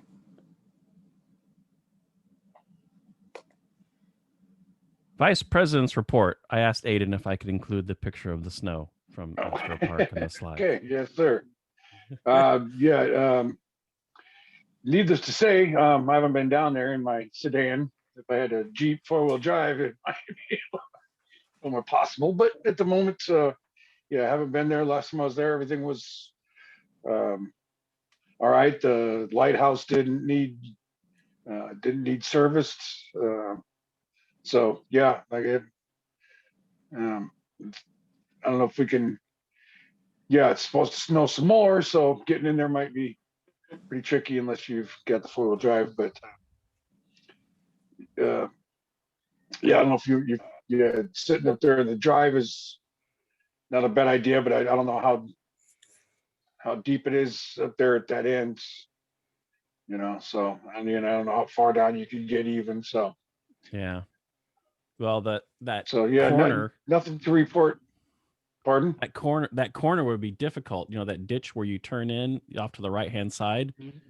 If that was full of snow, you wouldn't want to get caught into that. No. Oh no. Yeah, you would. Yeah, you would not want to mistake that for the road. I had. Technically, probably don't recommend going down there at least that far. So, I had pipes or fencing there, them stakes. There should be a bunch of extra ones. We were going to line the outside of the curve and the inside of the curve and put reflectors on it, but we had never gotten to that. Oh. Yeah, that's a really good idea. So even the reflectors, so you can't miss it at night. Yeah, because I wouldn't want to drop down in that neither. Yeah. Were those in one of the buildings? Actually, they're where we had set the grill at. There should be a bunch there. There should be some more down towards the bottom of the stairs in the parking lot. And I think there might be 4 or 5 in that building. I picked them up along the area. Okay. I was going to get different color reflectors for like going in blue and coming out red or something like that. Well, they certainly won't go on the ground right now. Yeah, I agree. So those are in the building with the grill in it. I can't guarantee they are, but that's where I Okay, figure very they well. should be. There was Okay. I think I had like 15 I had dug up. Okay, well maybe yeah. If once it clears, I'll try and put those up. If I can Maybe get that down could there, I'll be try and get part of a those work in. day. Yeah. Yeah. Yeah, I used to have a fence post driver too, but I since moved a couple different times. So if I find it, we could use that. Okay.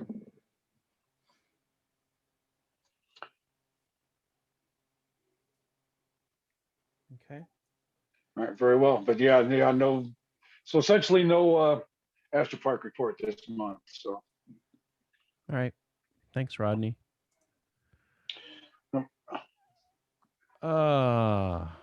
Old business.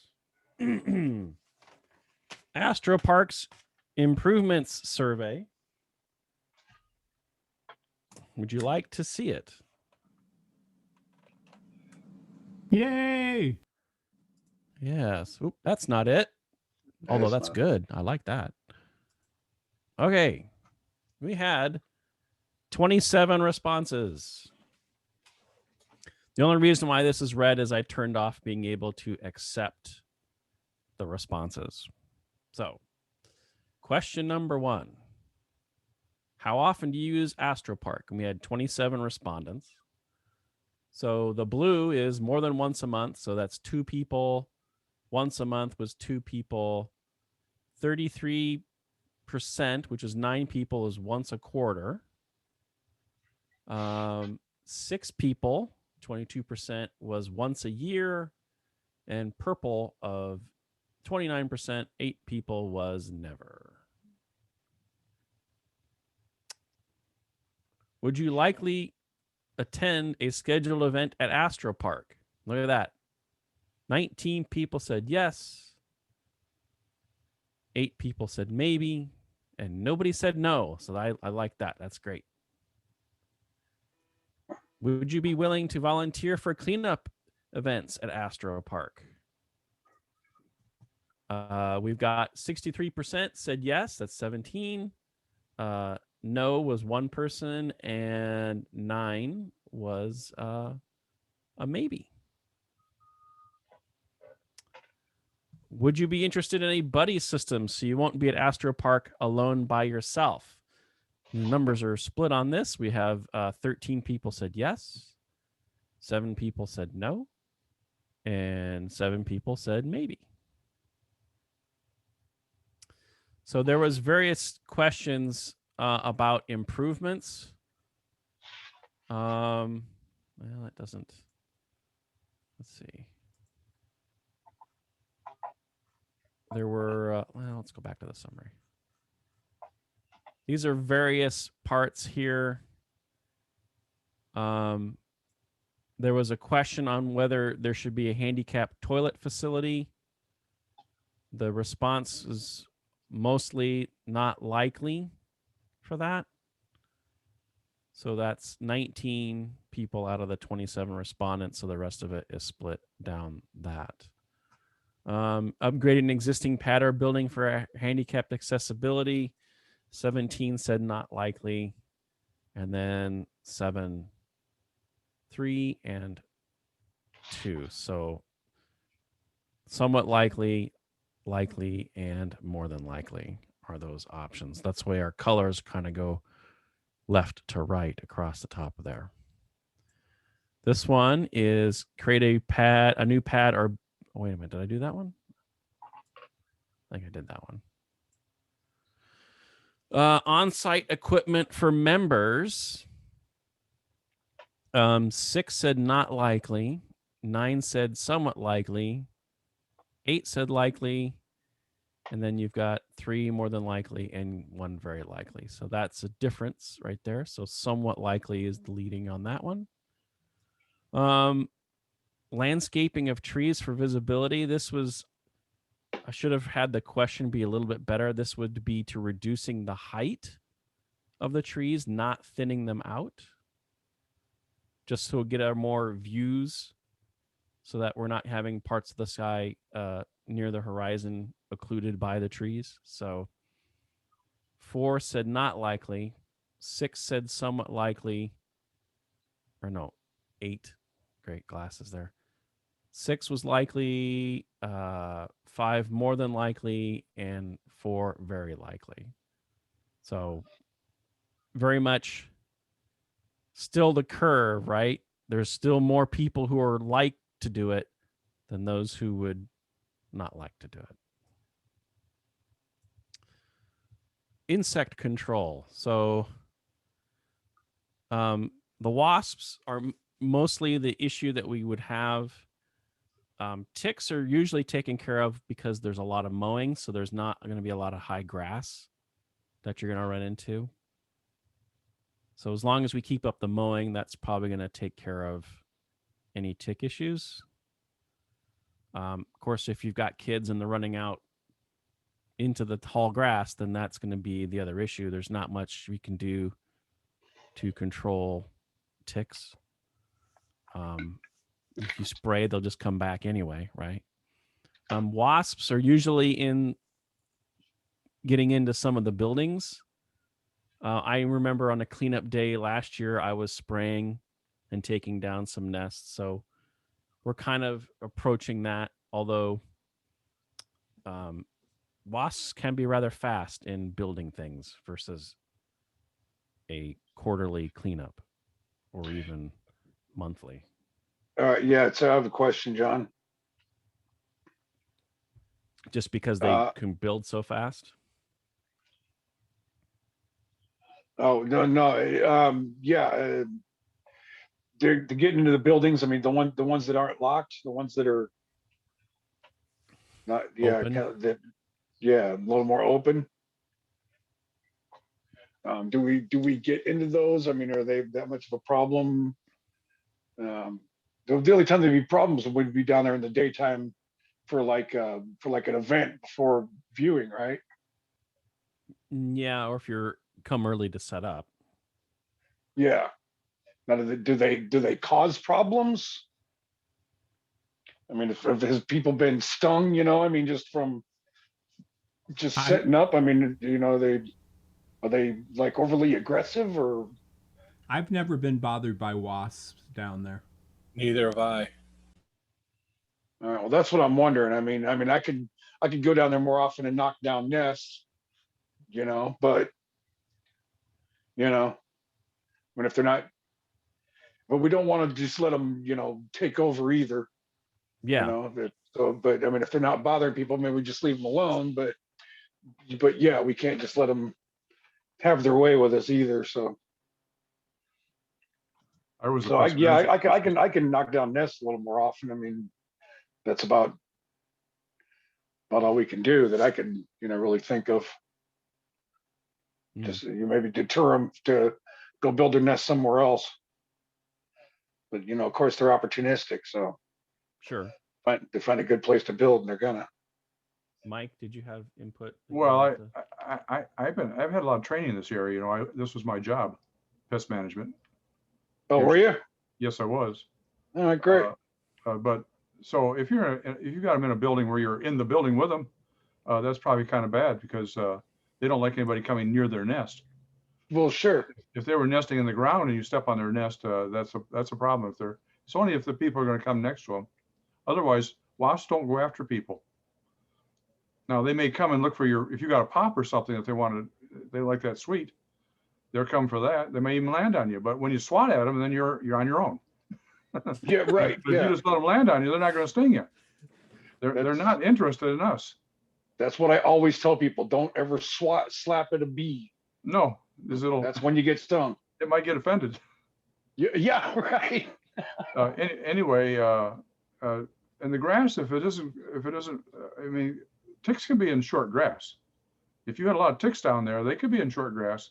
They are not easy to deal with. You can spray the area and then they'll come back again. Temporarily you can get rid of them, but you'd have to use a pesticide on the area, and I don't think that's worth it. No, it's a And we haven't nasty had that stuff. trouble. And the mowing will help quite a bit, by the way. Yeah. I would still tell people, if you go down someplace where you're walking around the grass, even if it's fairly short grass, you should check yourself for ticks when you get home. It's kind of absolutely. It's kind of an educational type thing. Ticks are no problem. Right. You can pick a tick off. It takes a long time before they do any biting and exchanging germs with you. It would be easier for people to put on their own bug spray than to try and spray all the grass. It would. Yep. Yeah. Okay. Just don't spray it around a telescope. Yeah. And I'm not a big fan of just like spreading chemicals around either. No, you couldn't you couldn't get rid of mosquitoes that way either. Yeah, just because something is annoyance. I mean, just spreading a bunch of chemical around You'd is be better usually off never good. putting on something on yourself. Yeah. Take a can of off with you and spray yourself down good. Then they'll go to the next pad for the other astronomer. Right. Now you sound like you're in my neighborhood. All the neighbors prayed for gophers and moles, and where do you think they live now? Yeah, right. Yeah. Out there in your yard, right? Oh yeah. Okay, so as the other two items on the list, they were kind of out there. One was Wi-Fi, and the other one was a security camera. Now, the security camera depends upon Wi-Fi, but as we discussed in our executive meeting last night, that the farmer, he kind of watches out for when people are going back there, and he'll call somebody or kind of chase them off. So, I mean, that's a good advantage of having, without having to have the expenditure of putting in any Wi-Fi. Now, I'm the one who put the question on there. But it's kind of evenly split. So it's not really one way or the other on it. Another question, John. Mm-hmm. What you talking about, like Wi-Fi for your laptop or whatever? Is that what you're talking about for? Or just getting, not everybody's phone works down there because of connectivity. Okay, right? Yeah, right. I was only thinking of it from a safety standpoint. That's all. But it'd be very difficult to manage because you'd have to buy the equipment, install the equipment, and then change the password every so often so that not everybody's constantly using up your data, because it'd be like a cell phone plan, right? So it's awkward, right? I mean, if we were going to have a club event down there, I would probably bring my own and let other people use it, right? Just as long as they're not watching Netflix. You're right. Messaging, texting, that's one thing, but not Hulu's okay.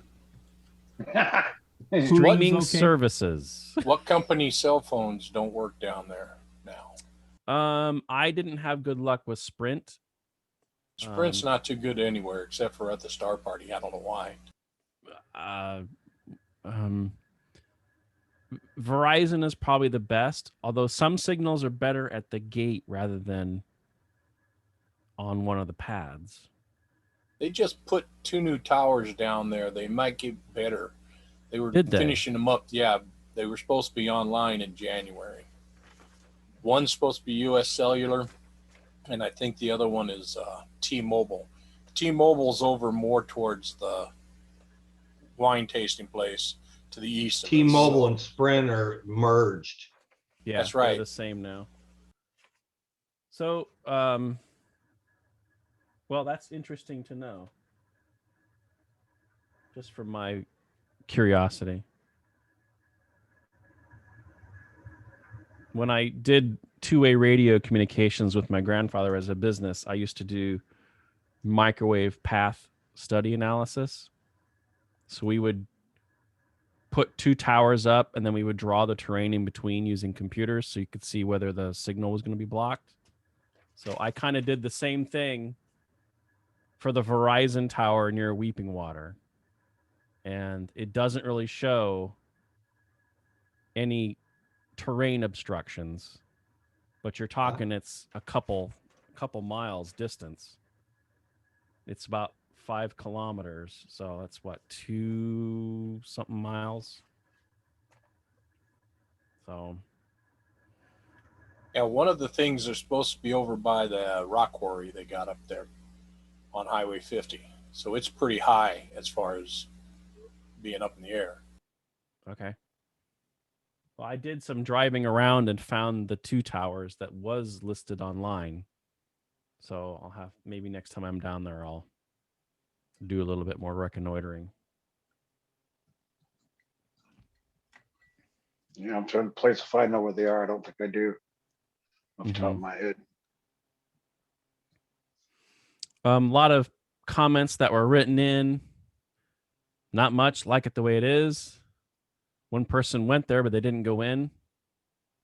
Most of the observatories seem to be in pretty rough shape. It's also my opinion that the non-enclosed pillars could stand to be improved, even though I don't have a scope to utilize them.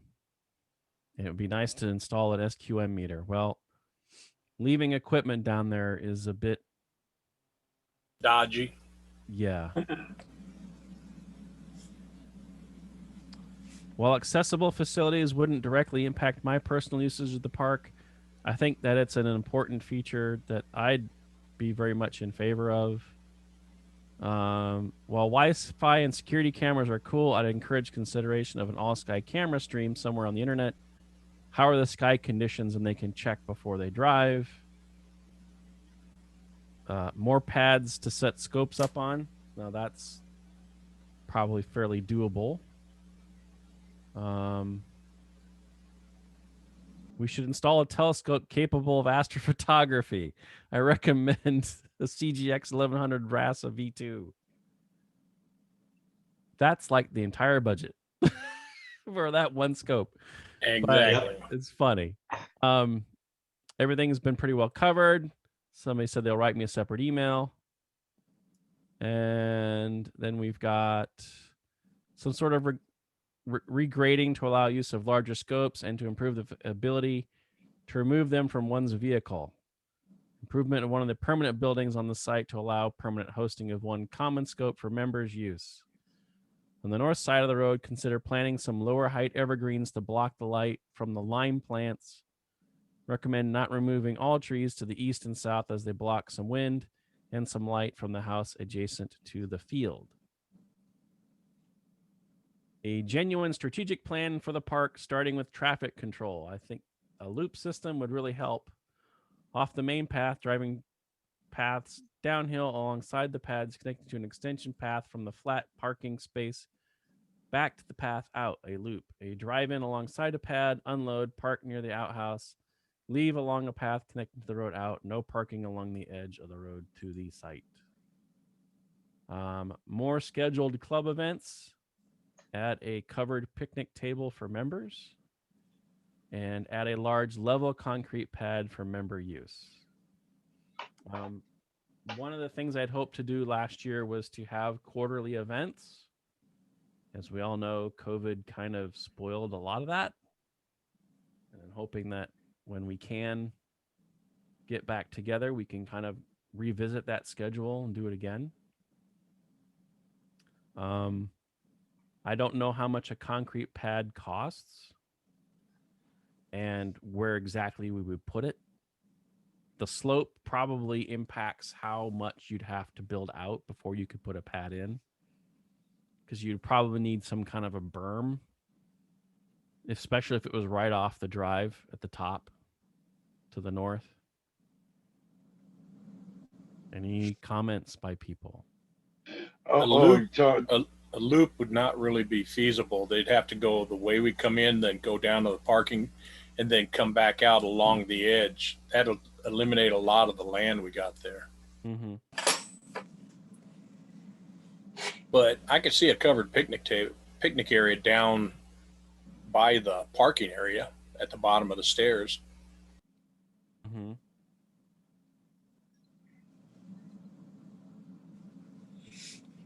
I don't. Well, I suppose it wouldn't matter that much. It's like wouldn't want it as close to the lighthouse. If we could put it somewhere else, but just at the bottom of the stairs, if you get down to the stairs and you're going towards the house, it's to the right side.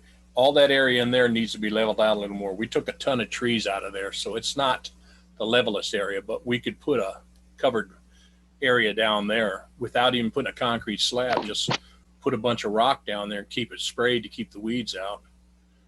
We looked into putting a 15 by 15 pad one time down there, and the pad alone was going to be about, I think, $3,000 for the concrete, rebar, and all that. But there's no place to level out that big of an area without having a big drop off at the top part or fill up the bottom part to make it level you'd with have the to build a fence. that's for yeah. safety. You'd have to really build it up. The other alternative to something like that, John, would be to take down one of those observatories that's not being used. Yeah, I considered that too. There's, you know what? There's also the like the aluminum, almost like parking. You know, it's not a garage, but it's just like the metal frame thing that you can park your car under, and that wouldn't be bad for like a picnic area. We're thinking like 12 feet by 6 feet. You get a You'd need picnic more table than in that. there. You'd need at least for 2 picnic tables. So it'd be about Yeah. like 18. They got one that's 18 by, I think, 16. Yeah, because you can And get them bolt it bigger. together and then put it in concrete pillars on the edges so it don't blow away when we get them winds. Right. But I don't know what those things cost either. Those probably a couple $1,000s too for Yeah. So yeah, I mean we're coming up with some good ideas though, throwing some stuff out there. So if the weather's could good, you also don't need a cover. If the weather's John, good, you could don't need also a cover. expand.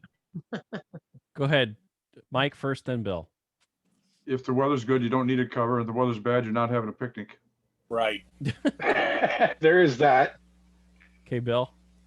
You could also expand on that pad where we had the building that we took down. Yeah. It would take less work with the dirt, and you could just, kind of build an L shape around that pad to expand that to a much larger pad. And it's a lot more level down in that area. That is Yeah, the because I was lowest thinking one to the that too. ground. Yeah. That's what, instead of putting it by the, down by the parking, by the bottom of the stairs over there, where that, you took that building down, because it is a lot more level down there, and it'd be a lot easier to work with and not having to build up or cut in as much anywhere. And there's only one building I was down thinking. there that's not really occupied right now. Because Dr. Smith owns my old building, and George's building next to it's the one that's not owned. I'm going to give him a call tomorrow, and if I think about it, to see what he's going to do with that building of his. And the double roof building, Dr. Smith and them, they own that one now, or they're renting it now. So it's just the one other building we store our stuff in. Yeah. So. Well, I think that maybe give me your thought on this, Rodney. We can try to come up with a strategic plan for the park to say, here's what we want to do year 1, year 2, and year 3. Kind of put in some of those things that we're talking about, and then we can present it to the membership at large and get their feedback and see how we want to proceed with that. Yeah. I think having the plan would be easier than piecemealing it, right? Agreed. And we can Yeah, agreed. vote on each individual parts of the plan. It's just we're presenting things that we would like to do, and we can come up with a schedule and plan that way from a budget perspective. Yeah. And implement as we can. Yeah, so we don't have to do it all at once and incur the costs all at once. Right, because you probably know to say 3 years from now we're probably going to need rock because we got a couple of years ago, just from time usage. So that can be something that you build into it. Or we need to maybe put the outhouse on a concrete pad itself with eye bolts sunk into it so that it doesn't get blown over, right? Those could all be components of those plans and how we want to, and with a schedule. Yeah, because how it's strapped down now is pretty good, but I mean, if we could put it on a pad and bolt it down, I mean, that'd definitely extend the life of it. Yeah, well, when it gets wet and soggy, those two metal stakes kind of get loose when the wind blows. Yeah. Those stakes are supposed to be 4 foot in the ground. Really? I had to have them put it in because I went down there one winter, and that's when it was over by the driveway going in the parking, and it was actually blowing all the way over to the first building down there. Whoa. Yeah, we had nasty wind come through, so they were supposed to put 4 4-foot poles spun into the ground on the corners and strapped down. I know that there's 2. Yeah, I know. They never did the 4. They only did 2. Okay. That's pretty deep, though. That was amount to deep. Yeah, that's right. Yeah, and right there is the only place they could have done it, because if it was where it originally was, it's still over the limestone. So the farther down that way, the shallower the dirt. But we could relocate that, like you said, move it back to where it was, and then gives you more room right there. We got to get that all leveled out. We never did nothing once we started tearing down them trees. So I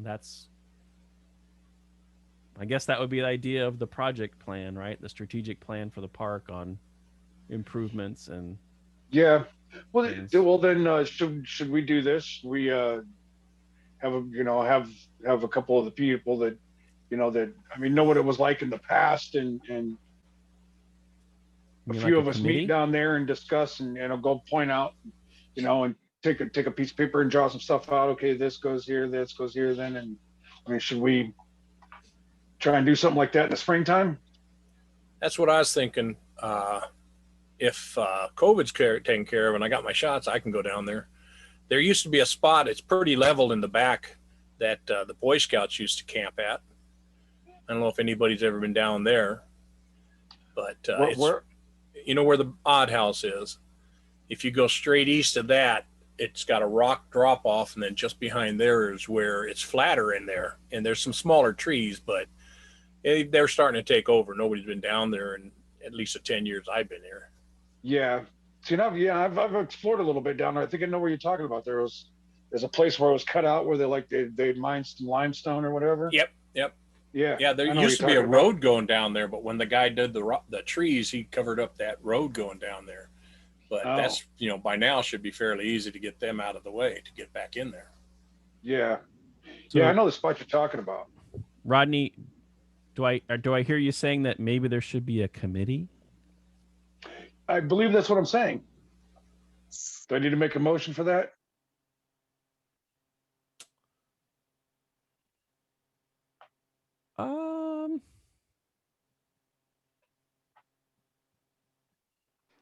Wouldn't hurt. Okay. Thank you. All right, then motion. I make a motion to make a committee for improvements and the future of Astro Park. I'll second that. That was Bill? Yep. Okay. A motion has been made by Rodney and seconded by Bill for the formation of a committee to oversee the creation of a plan for Astro Park. All those in favor say aye. Aye. Aye. All opposed? Thank you. I'll hit the little wood over here with the thing.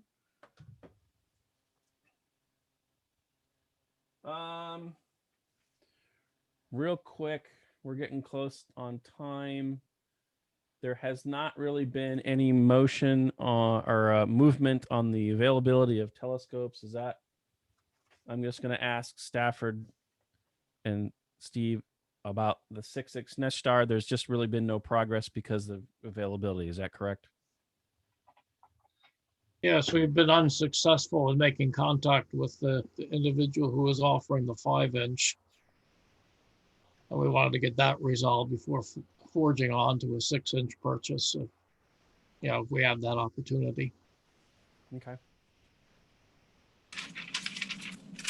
Thank you. Youth program chair till later. The next meeting is Friday, March 5th. Just how the month works out. I